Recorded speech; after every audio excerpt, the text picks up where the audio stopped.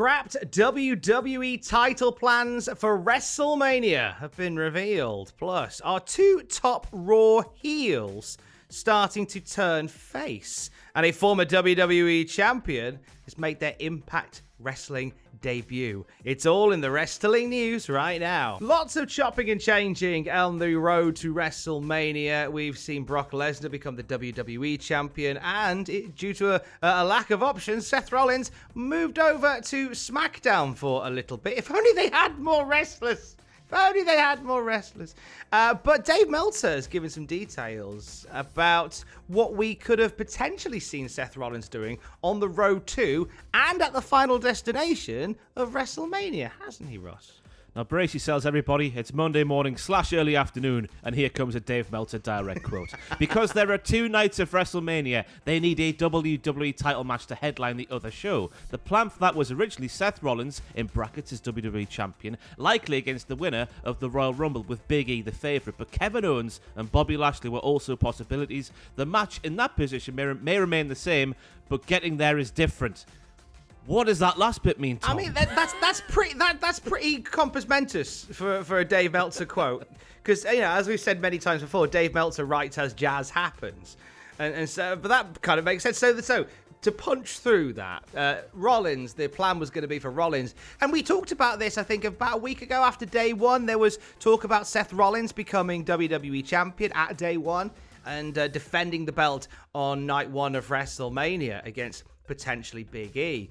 But obviously those plans have changed now. There is still a night one main event to set in place. And it still may involve Seth Rollins. But Seth Rollins' journey very much is different, as we discovered over the weekend, as 2 top Raw stars could be on the verge of babyface turns, one of those being Seth Rollins. So Seth on SmackDown sent the fans home happy, as they're wont to do when the cameras go off, by putting a beating on the Usos, handed out some curb stomps, and the crowd loved it. And Seth Rollins acting full-on babyface when the cameras were switched off at SmackDown, which suggests that maybe they could potentially be leaning to making Seth Rollins a more de facto babyface in this feud against Roman Reigns. Ross, how do you feel about Seth freaking Rollins being a baby freaking face? It went terribly wrong last time, didn't it, Tom? It started off fantastically well with Seth Rollins just wrestling those long matches on Monday Night Raw and just being the work rate Intercontinental Champion. Then that became the feud with Brock Lesnar, and it was all fantastic. But then Rollins became sort of, maybe not the face of the company, but he's sort of up there doing all these media appearances and whatnot. And it's fair to say he put his foot in it a fair few times, and sentiment towards him turned sour. So hopefully, I'm reading into this, that maybe Rollins could stay as a heel, because I think what he's doing now is the best work of his career, full stop. Anything we've seen from him in WWE. But he could be a heel with the sort of comedy, like sort of side... It's the strokes of comedy etched into his heelish ways. Shades of grey. Yeah, not a full baby face, but a heel who you find funny and quite endearing, but still is a snivelling, cowardly arsehole heel who does a funny knock at the door to the tune of the Shield's theme, which I thought was a lovely touch. That was a nice little bit, that was. I enjoyed it muchly. So, while Seth Rollins potentially on the Raw side turning babyface, another potentially turning babyface could be Bobby Lashley. Now, this is something that happened at a live event, so we take it with a pinch of salt. Maybe a dash of pepper, because we could be seasoning something special here. Bobby Lashley teamed with Damian Priest on this show to beat Seth Rollins and Dolph Ziggler in a tag team match. And it's noted that Bobby was very much full-on babyface here. There's videos of him high-fiving kids in the crowd cheering for him, getting those big hope spots in, celebrating with his arm raised with Damian Priest at the end. And as you said in might have been our previous news video, Ross, where you talk about how live events can sometimes be a little taste of things to come. Do we see Bobby Lashley as a strong babyface on Monday Night Raw? I think it's pretty easy. Just the size and the strength and what that man can do. Just having him rip folks' heads off, but also being a nice guy. Not a weird wanky man with sisters who used to tie him up in fields and beat him with a broom, whatever that story was from back in the day. Remember that from back in the day? That was a weird time. With Renee Young, that's not how you do Bobby Lashley. But having him just rip folks' heads off, but being a nice guy as well. Why not? Not a cheesy guy, though. They don't have struggle with baby faces. I think the one thing that we talk about is, they struggle with baby faces a bit. Yeah.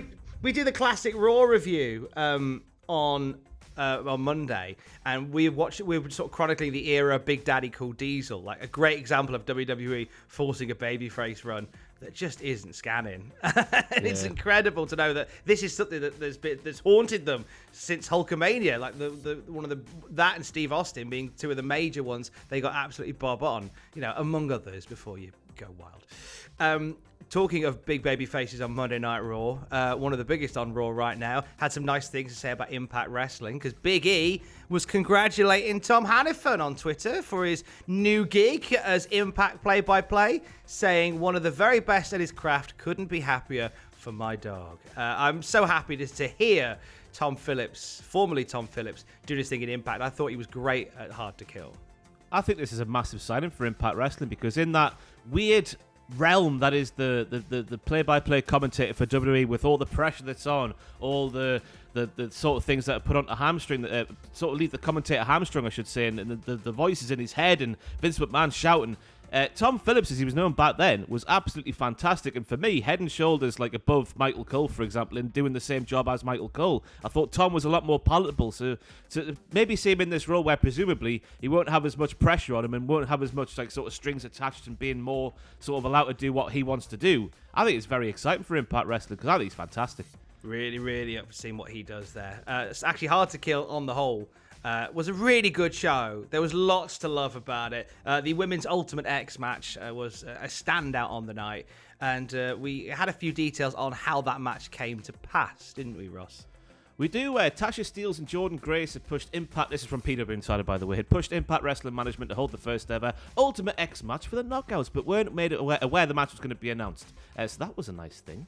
Do you want to continue with the quote, or shall I continue? No, I can carry on with it, yes. So it was Steelz who was talking on PW Insider Elite, and she said that she and Jordan Grace had both been saying to Scott D'Amore for a while now, we want a Women's Ultimate X match, and the conversation was very much, okay, we'll take it into consideration, and then lo and behold, they're watching Impact, and boom, there's the announcement. Hey, Women's Ultimate X match, and you're both in it. And fair play, it was a cracker of a night, a great night for those guys as well. We saw Mickie James on Hard to Kill defend her Knockouts Championship in a Texas Death Match in the main event, ahead of her trip through the Forbidden Door back to WWE for the Royal Rumble.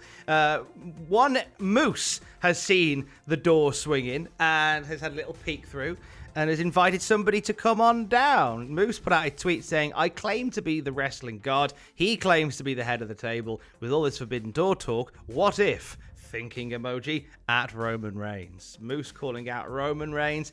It's a nice thought. It's a nice thought. You got to shoot your shot at times, on you, Tom. Yeah. And God loves a try, as the old saying goes. So why Moose can tweet whatever he wants. So good for him for tweeting that. I don't think it'll happen, but why not? I mean, he got a match with Kenny Omega last year, didn't he? So I mean, I guess stranger things have happened in the world of wrestling. But you surely can't see someone being brought in at that level, on Roman Reigns' level, just sort of through the Forbidden Door and then totally go away again. You would assume that most of Reigns' feuds would be against people who are fully signed to the company. Not to disparage Moose or anything like that, but it seems a bit far-fetched. You're proper disparaging Moose. I can't believe it. We're going to end on a few spoilers from the Impact Wrestling tapings that took place last night in Dallas. So if you don't want Impact spoilt for you for the next week or so, then this is where we wish you a happy day, a happy Monday. Invite you to check out more news at cultaholic.com and check out the YouTube channel as well for a list of times where wrestlers have absolutely flummoxed on social media. It's a brilliant list. Hulk Hogan. Oh, it's amazing. It's a list at youtube.com/cultaholic. If you don't want spoilers, I say here, stay safe and love you. Bye. Bye. Yeah. Right, still here. Okay. So we had a big debut in amongst some of the tapings. I'll give you some of the cliff notes from it. We're building to stuff with W. Morrissey and Moose over the next couple of weeks, and that's fine. Some big beefy boys battering each other. Jordan Grace is looking set to defend her Digital Media Championship against Matt Cardona, who came out during the tapings, pointed at the belt, presumably pointed at a sign afterwards. So Matt Cardona wants to, and that's a nice feud. The former internet champion, or the internet champion, Matt Cardona, the Digital Media champion, Jordan Grace. Quite like that. I think that works to you. Oh, of course it will. And Matt Cardona's the perfect foil for Jordan Grace in that feud because he's going to be so giving, isn't he? He's just going to take all the moves and get a severe arse battering each and every time. Surely. Absolutely. One would hope so. We saw lots of ROH involvement during the tapings. That group that we saw at Hard to Kill, led by Mike and Maria Kanellis and Matt Taven, now known as No More Honor, which I quite like. It's a nice little catchy name for them. And they attack D'Lo Brown and put him through a table. You're attacking D'Lo Brown. What are you thinking? Horrible behaviour. And they get involved in a few other matches as the night goes on. But the big takeaway from the tapings as well is the return to prominence of a former WWE champion, as Charlie Haas made a surprise appearance in Dallas to challenge Josh Alexander. Haas is back, Ross. It's fantastic, isn't it? It's great. And he still looks in fantastic shape, doesn't he? I don't know how old he is these days, but he must be pushing sort of 45, 50. Surely, because it was 20 years ago the world's greatest tag team were on the scene. Yeah, I think it was about that. But he's back and he looks brilliant. And I'm so happy that there is a company that is investing some time and some money and some energy into Charlie Haas. 'Cause I think he's a talent. I think he's still got a lot to give as well. And also, I really like the Josh Alexander thing they're doing. They're kind of doing like these labours of Josh Alexander, for lack of a better term, because he's being sized up by multiple new people coming into the company. Like, they're building him to get back to becoming the Impact champion.